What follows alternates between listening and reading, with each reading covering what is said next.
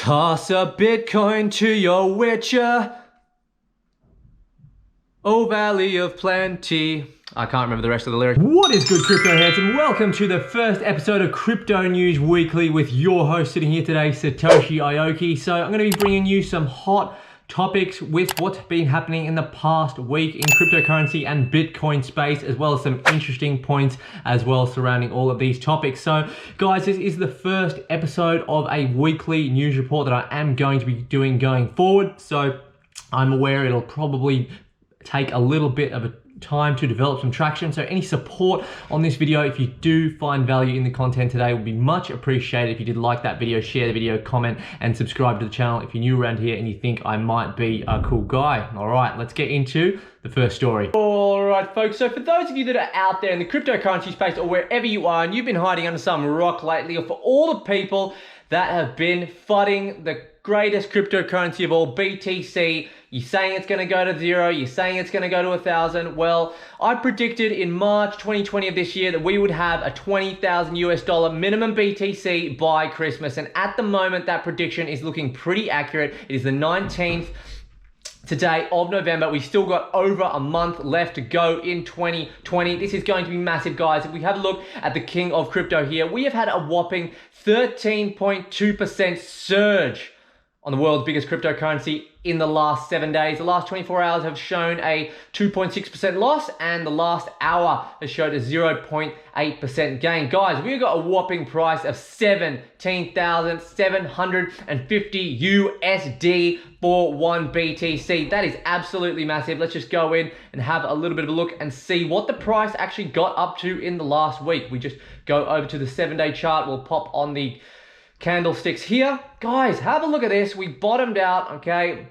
We got up to a high of 18,000. Guys, we were over 18,000. We really did almost hit that 19,000 mark before we had a massive little drop here. Now, I'm not a technical analyst, I do know the basics of trading. However, I'm not going to be giving you in-depth technical analysis until I learn a little bit more about it. But from what I can say and from what experts have said on YouTube, this price, yes, it may take a slight correction, but was that the correction there? Did we see our correction at 17.5 and now we've seen a bit of consolidation up between 17.5 and 18,000? Where do we go from here? There is a bit of minor consolidation here. Is the price going to drop down to around the 15,000 level or below? Let me know your thoughts and comments on that one. I personally think there might be a drop just below 17,000 based purely off what other people have said. But then after that, I think it's very realistic to assume that we could easily pass 20,000 comfortably because there is so much bullishness in the space, pure fundamentals within the next week.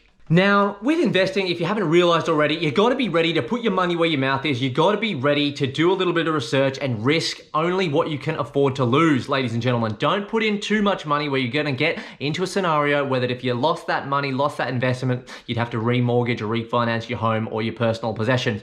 You know, I am just kind of in the early stages of starting up my Instagram channel where I might do some live feeds at Satoshi Aoki 7. I'm also on Twitter at Satoshi Aoki 7, and I've got a free Telegram group as well. You can get involved there, as well as a few other areas and ways which you can connect with me. But it's really interesting to sort of see when I'm kind of promoting, you know, the BTC on my traditional Instagram handle, right? I'm kind of saying, look guys, a great time to get into BTC. This is why it's good. People just, you know, don't get it. You know, you got to remember, guys, I'm not like, I don't get anything out of promoting BTC, all right? It's a financial change. It's something that, you know, people are only starting to get into more and more now. You have no idea, since that BTC price climbed from around 12,000 right up to that 17, 18,000 mark in such a short time, my phone was going nuts. I was getting so many messages. How do I buy? How do I buy? Where's the best place in Australia to buy Bitcoin from? Tell me a little bit more. But it's just interesting, you know, they need to see that success. But guys, and maybe there's a few of you out there watching this video, do a bit of your own research, start investing a little bit at these lower prices, because it's the same thing with whether it's Apple, Facebook, Amazon, right?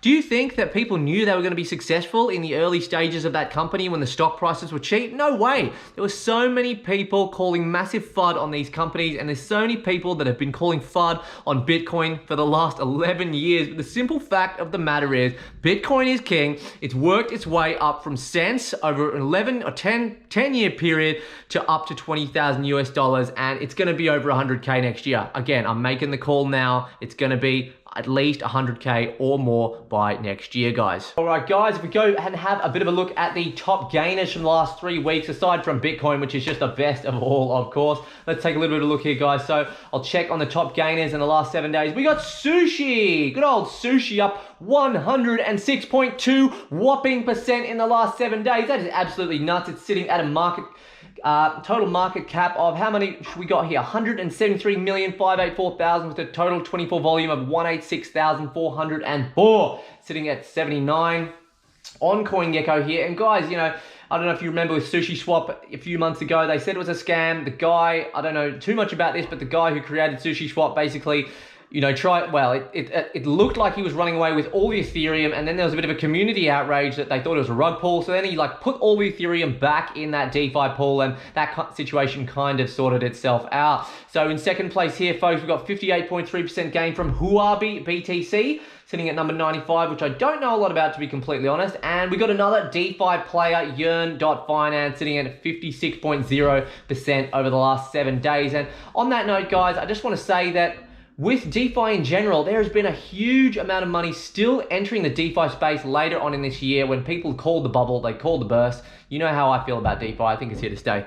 And if we took a little bit of a close look, ladies and gentlemen, at the top 3 losers of the week, we have a 23.7% drop in the last 7 days from Ampleforth, AMPL. Let me know if you're hodling some of that Ample. I don't know a lot about that token, and I also don't know a lot about Aragon, 13.9%. Do forgive me, ladies and gentlemen, I am doing my work on learning about all these new altcoins, but let's be honest, there are a lot of shit coins out in the space, and I'm mainly focusing on accumulating Ethereum for the short term. However, this third one could be a buying opportunity. Remember what Warren Buffett says, buy when there's blood in the streets, guys. A 10.6% drop in the last 7 days for EWT Energy Web Token. For those of you that don't know, Energy Web Token is essentially quite similar to Power Ledger, which I am heavily invested in too. And guys, EWT and Power are 2 tokens that are focusing on harnessing renewable energy in a multitude of ways. And guys, they both got great working products, and it's going to be a booming industry. It's an industry that should have already been booming a long time ago, but from government suppression and business domination suppression in private energy markets across the world has meant that companies like these have been struggling to really hit the ground running. But guys, it is a slow burner, an unstoppable tidal wave. I'd highly recommend you check out EWT and Power Ledger Token going forward in the renewable energy crypto blockchain space. All right. I've had enough of cryptocurrency for one day, guys. Let's talk a little bit about Game of Thrones, the best TV series of all time. Maisie Williams, aka Arya Stark, has tweeted at 8:05 p.m. November 16th, guys, just a few days ago. Should I go long on Bitcoin? Guys, shall I remind you, or shall we have a look at how many followers Maisie Williams has? 2.7 million followers worldwide. She is one of the main characters. She's one of the Stark girls in, well, arguably the best series of all times, guys. I cannot express to you, I'm not only a fan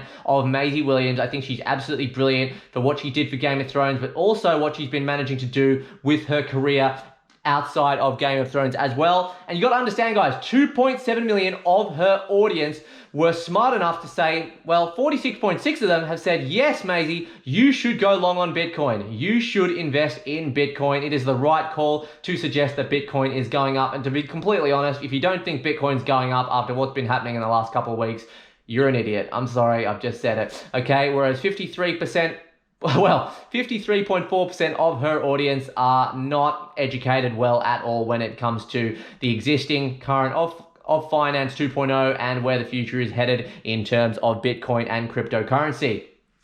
Toss a Bitcoin to your witcher, oh valley of plenty. I can't remember the rest of the lyrics, but that is even what Elon Musk was replying to Maisie Williams. Again, I'm a big investor and a big bull in Tesla, guys. I invested at a very low price. And even he is just getting on the bandwagon of the Internet of Money of BTC. I mean, how many influential characters do you need before you are prepared to just jump on this BTC wagon this BTC train that is gone. It's going to be gone very, very soon. Guys, like I said before, I've read all of the Game of Thrones books all the way through. So to see Maisie Williams come out and just publicly say that, it is a bit of, there's a bit of jokingness around this, okay? Yes, it's, what does Maisie Williams have to do with cryptocurrency? But guys, just see the bigger picture. She is a mainstream figure. She's a great actress. She's young, all right? She's influential. She got 2.7 million followers, and just under 50% of those 2.7 million followers told her to go long in Bitcoin. Hashtag mainstream general adoption equals parabolic price movement for BTC. I have said enough. If we just go over in other news on Twitter, the real Kiyosaki. In case you didn't know who this man is, it is Robert Kiyosaki, the creator of Rich Dad, Poor Dad, the man who started me off on my financial freedom journey. I have this man to thank. He has been betting on BTC for some time now, most of this year, if I'm correct. And if we have a look at what the man himself says, Bitcoin boom beating gold and silver, what does that mean? It means you better buy as much as you can now. Train is moving. Oh, isn't that a familiar saying? Dollar dying, silver still affordable, or Ethereum for everybody. As dollar crashes, what counts is not price, but how many coins of gold, silver, or, you saw it, Bitcoin you own. Guys, do we need to spell it out to you? Robert Kiyosaki is such an influential character when it comes to the traditional finance markets, and he is turning a lot of heads. He's got 1.4 million followers and Twitter and some other areas as well. Robert Kiyosaki, God, what a fairy tale this is. A really interesting thing, when I started getting into cryptocurrency, sorry guys, just fix the camera there, in 2017, when I first heard about it, it was the Robert Kiyosaki, Rich Dad, Poor Dad financial freedom books, Cash Flow Quadrant, among several other ones that him and his wife, Kim Kiyosaki, brought about. And I must have read about 7 of these books on a 3-week trip that I was doing at that time. And there was no mention of Bitcoin or cryptocurrency back then in his vocabulary, okay? We fast forward 3 years to 2020. All he ever tweets about is Bitcoin and Ethereum and how basically you just gotta own it. You gotta own it, all right? You gotta own it. It's all he talks about now. And I don't know, it's just really interesting. And it just kind of, I think for me at least, definitely solidifies the idea that Bitcoin, again, like I've said for the billionth time on this video, is here to stay. What are your thoughts? In further news, Grayscale. In case you didn't know who Grayscale or what Grayscale did, they're the global leader in digital currency asset management. We offer single asset and diversified exposure via private and public funds, guys. The link for Grayscale will be in the description of this video. They got 66,000 followers. Guys, congratulations to Grayscale. Their milestone has been in the last week. Grayscale has just surpassed 10 billion total assets under management. Guys, that is absolutely fantastic. We'll give that one a like there. Great stuff, Grayscale. Keep buying that Ethereum. And the last story of the day, folks, because I know that a lot of my audience is in the crypto.com debit card space, as well as maybe some in the Swipe ecosystem as well. On the 18th of November 2020, the Europe card program migration has been completed. So PayRnet is selected as Crypto.com's Europe card issuer. Crypto.com is pleased to announce that we've successfully completed the migration of our Europe card program to PayRnet today, and that was on the Wednesday, 18th of November in 2020. All cards operational. There is no action required from our customers, okay? So yeah, you can have a look into that article further if you want on the Twitter. To really summarize on this news report today, folks, I just want to say with that Crypto.com stuff, I know I can feel your pain. I really can. Karina has been waiting for her card for around 3 months now, and it's still not here. The issuance of the cards have been really struggling. All right, it could be a good sign that the cards are really overbought, or it could be a bad sign in that just the management of the issuance of the cards just has not been good. But hopefully this Europe card program migration being completed is just going to help with the issuance of those cards. I know it's really tough seeing that Crow price go down, but let me remind you, you're only going to be a loser in this situation if you're selling your Crow now. now at a low price, or you're bought in at a higher price and you're selling at a loss. Me personally, I do have a fair bit for myself invested in Crow, full disclosure, and yeah, I'm disappointed in the price action, but what I'm not disappointed with is the forward momentum and the forward movement of the crypto.com ecosystem. Guys, they got a lot of good things on the horizon. They're releasing in Canada soon, they're releasing in Latin America soon, and for better or worse, whether you like it or not, I personally think the price has been manipulated so that more people in these countries can buy in at a lower price, which means more cards, which in the long term, when I say long term, it's going to be at least 1 year before I think we really see some nice positive price action from the CRO token. As for myself, I'm holding for the long term. I'm holding my Crow for the long term. Got some on the exchange, piling it into Supercharger, got my stake for the card, of course, and I'm using a few of the earn services, and yeah, that's my main card of choice, and I will be soon attaching it to my Curve card, get an extra 1% back. So if you're after a link for the card, check out. I'm not going to go through all the referral links that I have at the end of this video because this is not what the news is about today. But if you do want links to any of the stuff that I use, just check it out in the description of this video. And guys, do let me know how I went on my first news report on the Satoshi Aoki channel. All right, I'm going to be making one of these every single week. If there's any hot topics or things you do want me to cover, please leave them in the comments section of this video. I really do appreciate everyone who has been watching my channel so far. I started 6 months ago and we're up to 700 subscribers. Just hit 700 subscribers, which is really, really great. And we're going to hopefully try and hit 1,000 subs by Christmas. Well, maybe by the end of the year. If not, I'd like to try and get there ideally before the end of January 2021. So, ladies and gentlemen, it's been a great first episode, and I'll look forward to seeing you in the next video. Cheers, guys.